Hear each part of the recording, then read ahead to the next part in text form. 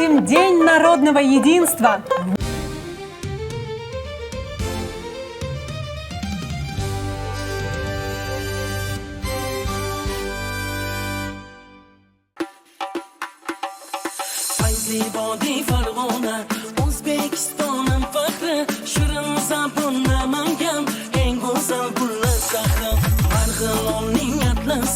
Adrası yeter gel gel Andijon do'ppilari o'zbekimniki asal Assalom Farg'ona Marg'ilonga assalom Assalom Namangan Andijonga assalom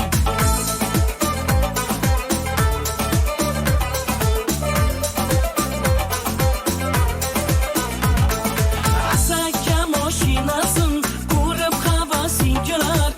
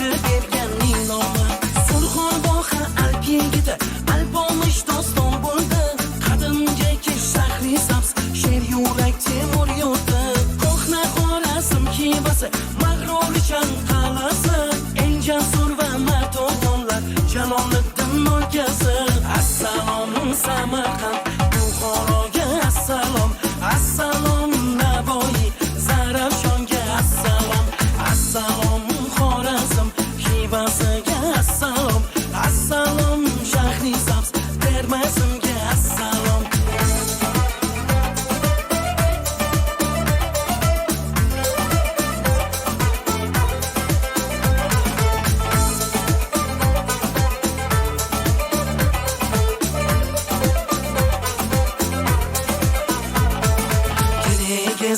Qo'ndirab Xitoy chaqruvi Qarekingning besqalasi Qoraqalpoqning g'ururi Toshkentning non shahri Toshkentim onam Xurvatan poytaxti Toshkentim yagona Assalomu alaykum Qoraqalpog'istonim Assalom poytaxtim Toshkentimga assalom Assalomu alaykum Qoraqalpog'istonim Assalomu alaykum O'zbekistonga salom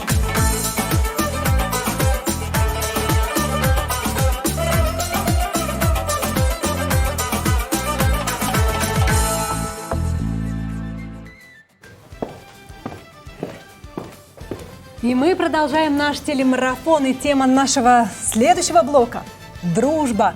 Не абстрактная, а самое, что ни на есть, конкретная, которая уже много лет крепчает между уральцами и жителями солнечного Узбекистана. И это не просто красивые слова. Исторически Урал всегда был открыт для дружбы с народами Востока. А сегодня тысячи выходцев из Узбекистана живут и трудятся в нашем регионе, внося огромный вклад в его экономику и, что не менее важно, в его культурную палитру.